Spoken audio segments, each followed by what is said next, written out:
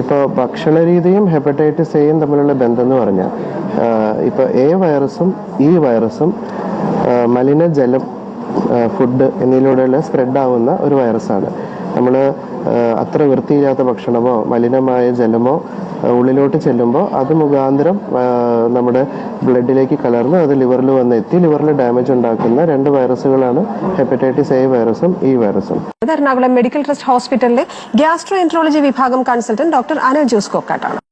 പൊതുവിൽ ഈ ഹെപ്പറ്റൈറ്റിസുമായിട്ട് ബന്ധപ്പെടുത്തിയിട്ടാണ് ചോദിക്കാമെന്ന് വിചാരിക്കുന്നത്. അപ്പം ഹെപ്പറ്റൈറ്റിസുമായിട്ട് ബന്ധപ്പെട്ട് നമ്മളെപ്പോഴും കേൾക്കുന്ന ഒരു കാര്യം എന്ന് വെച്ചാൽ മഞ്ഞപ്പിത്തം തന്നെയാണോ ഹെപ്പറ്റൈറ്റിസ്, അല്ലെങ്കിൽ മഞ്ഞപ്പിത്തവും പനിയും തുടർച്ചയായിട്ട് കണ്ടാൽ അതിനെ ഹെപ്പറ്റൈറ്റിസ് ആണെന്ന് വിചാരിക്കണോ, അതോ ഹെപ്പറ്റൈറ്റിസിനെ പലപ്പോഴും നമ്മൾ തെറ്റിദ്ധരിക്കാറുണ്ടോ എന്നെല്ലാമാണ്. അതൊന്ന് വിശദമാക്കാം. ഹെപ്പറ്റൈറ്റിസ് എന്ന് പറയുന്നത് ലിവറിനകത്ത് കോശങ്ങളിൽ നീര് വീഴുക, ഇൻഫ്ലമേഷൻ വരിക എന്നുള്ളൊരു പ്രവണതയാണ്. അതിൻ്റെ ഒരു രോഗലക്ഷണം മാത്രമാണ് പനി വരുന്നതും മഞ്ഞപ്പിത്തം ഉണ്ടാകുന്നതെല്ലാം. ഹെപ്പറ്റൈറ്റിസ് എന്ന് പറയുന്നത് ലിവറിൻ്റെ അകത്ത് നടക്കുന്ന സംഭവമാണ്. അപ്പോൾ ഹെപ്പറ്റൈറ്റിസ് തന്നെ അക്യൂട്ട് ആവാം, അതായത് പനി മഞ്ഞപ്പിത്തം എല്ലാം വന്ന് തുടർന്ന് ലിവറിനകത്ത് നീർക്കെട്ടുണ്ടായി അത് കുറച്ച് നാൾക്കുള്ളിൽ തന്നെ മാറിപ്പോകുന്ന അക്യൂട്ട് ഹെപ്പറ്റൈറ്റിസ് എന്ന് പറഞ്ഞതാവാം. എന്നാൽ മാസങ്ങളോളം 6 മാസത്തിലധികം നീണ്ടു നിൽക്കുന്ന ലിവർ ഡാമേജ് ഉണ്ടാക്കുന്ന ക്രോണിക് ഹെപ്പറ്റൈറ്റിസ് എന്ന് പറഞ്ഞതും ആകാം. ഈ ഹെപ്പറ്റൈറ്റിസ് എന്ന് പറയുന്നത് ഒരു വൈറസ് അണുബാധയാണെന്നാണ് നമ്മൾ കരുതുന്നത്. വൈറസ് മാത്രമാണോ ഹെപ്പറ്റൈറ്റിസ് ഉണ്ടാകുന്നത്? അതിന്റെ ഒരു വകഭേദങ്ങൾ അതൊക്കെ എന്തൊക്കെയാണ്? അതായത് ലിവറിനകത്ത് നീർക്കെട്ടുണ്ടാകുന്ന ഏതൊരവസ്ഥയും ഹെപ്പറ്റൈറ്റിസ് ആണ്. അതിനകത്ത് വൈറസ് ഒരു കാരണം മാത്രമാണ്. വൈറസ് നമ്മൾ പൊതുവെ കേട്ടിരിക്കുന്ന ഹെപ്പറ്റൈറ്റിസ് വിഭാഗത്തിൽപ്പെട്ട വൈറസുകൾ A, B, C, D, E എന്നിങ്ങനെ. അതുകൂടാതെ അനവധി മറ്റു വൈറസുകളും ലിവറിൽ നീർക്കെട്ടുണ്ടാക്കാവുന്നതാണ്. ഇപ്പം നമ്മളിപ്പോൾ കോമൺ ആയിട്ട് കാണുന്ന ഡെങ്കിപ്പനി പോലും ലിവറിനകത്ത് ഹെപ്പറ്റൈറ്റിസ് ഉണ്ടാക്കാവുന്നതാണ്. ഈ വൈറസുകളല്ലാതെ മറ്റ് പല കാരണങ്ങളെ കൊണ്ടും മദ്യം കഴിക്കുന്നതിലൂടെയും അമിതമായിട്ട് ലിവറിൽ വന്ന് കൊഴുപ്പ് അടിയുന്നതിലൂടെയും ചില പ്രത്യേക കോപ്പർ അയൺ ദ്രാവകമല്ല ലിവറിൽ വന്ന് അടിയുന്ന പ്രത്യേക അസുഖങ്ങളിലൂടെയും ചില മരുന്ന് കാരണമൊക്കെ ഹെപ്പറ്റൈറ്റിസ് ഉണ്ടാകാം. അപ്പോൾ വൈറസ് മാത്രമല്ല.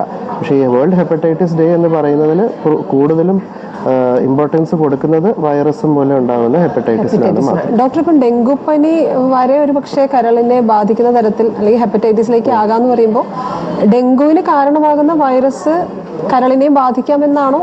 തീർച്ചയായിട്ടും. ഏതൊരു വൈറസും ഇപ്പം നമുക്ക് സാധാരണ പനി ഉണ്ടാക്കുന്ന നീരൂച്ച പനി ഉണ്ടാക്കുന്ന വൈറസ് പോലും ലിവറിനകത്ത് ഹെപ്പറ്റൈറ്റിസ് ഉണ്ടാക്കാം.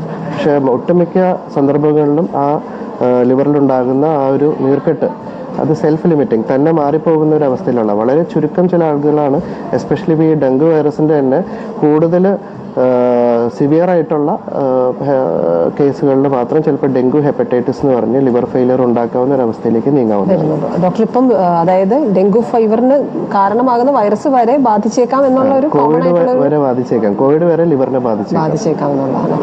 ഈ ഹെപ്പറ്റൈറ്റിസ് ആയിട്ട് ചേർത്ത് പറയുമ്പോൾ നമ്മൾ എപ്പോഴും പറയുന്ന ഒരു കാര്യം ഭക്ഷണത്തിൽ വളരെയധികം ശ്രദ്ധിക്കണം എന്ന് പറയാറുണ്ട്. ഇതിൻ്റെ ഒരു പ്രതിരോധ രീതി അല്ലെങ്കിൽ മുൻകരുതൽ എന്നൊക്കെ ഉള്ള രീതിയിൽ. അതിൻ്റെ കൂടെ ഏറ്റവും കോമൺ ആയിട്ട് ഏറ്റവും അധികം നമ്മുടെ നാട്ടിൽ കാണുന്നത് ഹെപ്പറ്റൈറ്റിസ് എ ആണെന്നും പറയുന്നത്. ഇത് തമ്മിലുള്ള ഒരു ബന്ധം എങ്ങനെയാണ്? ഇപ്പോൾ ഭക്ഷണ രീതിയും ഹെപ്പറ്റൈറ്റിസ് എയും തമ്മിലുള്ള ബന്ധം എന്ന് പറഞ്ഞാൽ ഇപ്പോൾ എ വൈറസും ഈ വൈറസും മലിനജലം, ഫുഡ് എന്നിവയിലൂടെയുള്ള സ്പ്രെഡ് ആവുന്ന ഒരു വൈറസാണ്. നമ്മൾ അത്ര വൃത്തിയില്ലാത്ത ഭക്ഷണമോ മലിനമായ ജലമോ ഉള്ളിലോട്ട് ചെല്ലുമ്പോൾ അത് മുഖാന്തരം നമ്മുടെ ബ്ലഡിലേക്ക് കലർന്ന് അത് ലിവറിൽ വന്ന് എത്തി ലിവറിൽ ഡാമേജ് ഉണ്ടാക്കുന്ന രണ്ട് വൈറസുകളാണ് ഹെപ്പറ്റൈറ്റിസ് എ വൈറസും ഈ വൈറസും. അപ്പോൾ ശുദ്ധമായ ജലം, നമ്മൾ കഴിക്കുന്ന ഫുഡ് അത് ഒട്ടും മാലിന്യം കലർന്നതല്ല എന്ന് തീർപ്പാക്കുന്നതാണ് ഹെപ്പറ്റൈറ്റിസ് എ വൈറസും ഈ വൈറസും വരാതിരിക്കാനായിട്ട് പ്രധാനമായിട്ട് ചെയ്യാനുള്ളത്. അതേസമയം ബി വൈറസ്, സി വൈറസ് എന്നിങ്ങനെ ബ്ലഡിലൂടെയും ശരീരത്തിൽ നിന്നുണ്ടാകുന്ന നീരിലൂടെയെല്ലാം സ്പ്രെഡ് ആവുന്ന മറ്റു വൈറസുകളുണ്ട്. അതെല്ലാം ഈ ഭക്ഷണം കഴിക്കുന്നതിലൂടെ ഒന്നുമല്ല, നമ്മൾ സൂചിയിലൂടെയും മറ്റൊരാളുടെ ബ്ലഡ് സ്വീകരിക്കുന്നതിലൂടെയും ബന്ധപ്പെടുന്നതിലൂടെയും അങ്ങനെ പിന്നെ വളരെ ഇപ്പോഴത്തെ ട്രെൻഡ് വെച്ച് പറയുകയാണെങ്കിൽ ഒരുപാട് പേര് ശരീരത്തിൽ പച്ച കുത്തുന്നവരുണ്ട്, ടാറ്റു ചെയ്യുന്നവരുണ്ട്. അപ്പോൾ അതിൻ്റെ നീഡിൽസ് എല്ലാം കറക്റ്റായിട്ട് സ്റ്റെറിലൈസ് ചെയ്യാതൊക്കെ ഉപയോഗിക്കുമ്പോൾ അതിലൂടെയും സ്പ്രെഡ് ആവാം. അപ്പോൾ ഹെപ്പറ്റൈറ്റിസ് വൈറസുകൾ പല വിഭാഗം ഉണ്ടെങ്കിലും പലതും പല രീതിയിലാണ് ട്രാൻസ്മിറ്റഡ് ആവുന്നത്. ഈ എ വൈറസ് എന്ന് പറയുന്നത് മലിനമായ ജലം, ഫുഡ് അതിലൂടെ എല്ലാം വരുന്നതാണ്. ഓക്കെ ഡോക്ടർ, ഇപ്പം പലതരത്തിൽ ഇത് സ്പ്രെഡ് ആകുന്നെന്ന് പറഞ്ഞു. ഇപ്പം ഇതിൽ മാരകമാകാൻ സാധ്യതയുള്ളത് ബി എന്നുള്ള വിഭാഗമാണോ? അതേപ്പറ്റി, അതായത് കൂടുതൽ പ്രശ്നമാകുന്ന ഒരു സാഹചര്യം? കൂടുതലും ഈ എ വൈറസ്, ഈ വൈറസ് എല്ലാം തന്നെ മാറിപ്പോകുന്ന പ്രവണതയാണ്. പക്ഷേ ഈ ബി വൈറസും സി വൈറസും എല്ലാം നേരത്തെ പറഞ്ഞ പോലെ ക്രോണിക് ഹെപ്പറ്റൈറ്റിസ് ഉണ്ടാക്കി ദൈർഘ്യകാലം ലിവറിനകത്ത് ഒളിച്ചിരുന്ന് ലിവറിനകത്ത് സിറോസിസ് ഉണ്ടാക്കുകയും വളരെ കുറച്ച് പേരിലെങ്കിലും അത് ക്യാൻസറായി മാറുകയും ചെയ്യാൻ പ്രവണതയുള്ളതാണ്. അതുകൊണ്ട് തീർച്ചയായിട്ടും ബി വൈറസും സി വൈറസും കുറച്ചുകൂടെ മാരകമായ വൈറസായിട്ട് വേണം കരുതാനായിട്ട്. ഡോക്ടർ, ഇപ്പം നമ്മൾ ഹെപ്പറ്റൈറ്റിസ് എങ്ങനെയൊക്കെയാണ് പകരുന്നത് എന്നുള്ള കാര്യങ്ങൾ പറയുമ്പോൾ എനിക്ക് തോന്നുന്നു നമ്മൾ തന്നെ സ്വയം ഒന്ന് ശ്രദ്ധിച്ചാൽ ഒരു പക്ഷെ പ്രതിരോധിക്കാവുന്ന കാര്യങ്ങളേ ഉള്ളൂ എന്നാണ് ഞാൻ കരുതുന്നത്. അതൊന്ന് വിശദമാക്കാമോ പ്രേക്ഷകർ? അതായത് ഹെപ്പറ്റൈറ്റിസിനെ പ്രതിരോധിക്കാനായിട്ട് ഏറ്റവും ആദ്യം നമ്മൾ ചെയ്യേണ്ടത് വാക്സിനേഷനാണ്. 2 വൈറസുകൾക്ക് വാക്സിൻ അവൈലബിൾ ആണ്, ഹെപ്പറ്റൈറ്റിസ് എയും ബിയും. ഇപ്പം നവജാത ശിശുക്കൾക്ക് എല്ലാം കൊടുക്കുന്നുണ്ട്, പക്ഷേ കുറച്ച് പ്രായം ചെന്നവർ അവർക്കൊന്നും പണ്ട് അത് കിട്ടിയിട്ടില്ല. അപ്പം അങ്ങനത്തെ ആൾക്കാർ ഇപ്പോൾ ചെറിയ ഫാറ്റ് ലിവർ ഉണ്ടെങ്കിൽ പോലും അവരിൽ ഈ വൈറസ് വരുന്നത് ലിവറിൽ കൂടുതൽ അപകടകാരിയാണ്. ഓൾറെഡി ലിവറിനകത്ത് കുറച്ച് ഡാമേജ് ഉള്ളവർ, അല്ലെങ്കിൽ സ്ഥിരമായിട്ട് ഏതെങ്കിലും അസുഖങ്ങൾക്ക് ഷുഗർ, പ്രഷർ, ഇങ്ങനെ അതിനൊക്കെ മരുന്ന് കഴിക്കുന്നവർ, അവരിനകത്തൊക്കെ എന്തായാലും കുറച്ച് ഫാറ്റ് ലിവർ ഉണ്ടാവും. അവർക്ക് ഡെഫിനറ്റായിട്ട് ഈ പറഞ്ഞ 2 വൈറസുകൾക്ക് വാക്സിനേറ്റ് ചെയ്യണം. അതാണ് പ്രധാനം. രണ്ടാമത്തേന്ന് പറഞ്ഞിട്ടുണ്ടെങ്കിൽ നമ്മൾ നേരത്തെ പറഞ്ഞ പോലെ ഈ വെള്ളം കുടിക്കുന്നത് ശുദ്ധജലമാണെന്ന് തീർപ്പാക്കണം. തിളപ്പിച്ചാറ്റിയ വെള്ളമേ കുടിക്കാവൂ. പിന്നെ കഴിക്കുന്ന ഫുഡ് നമ്മൾ പുറത്തുനിന്ന് ഹോട്ടലിൽ നിന്നൊക്കെ കഴിക്കേണ്ടി വരുമ്പോൾ അത് നമുക്ക് വിശ്വസ്തമായ രീതിയിൽ അവിടെ പാചകം ചെയ്തു എന്ന് ഉറപ്പാക്കിയതിന് ശേഷം അവിടെ നിന്നൊക്കെ ഭക്ഷണം കഴിക്കുക. ഈ പൊതുവായിട്ട് നമ്മൾ പരസ്പരം ഷെയർ ചെയ്യാൻ പാടില്ലാത്ത ചില സാധനങ്ങളുണ്ട്.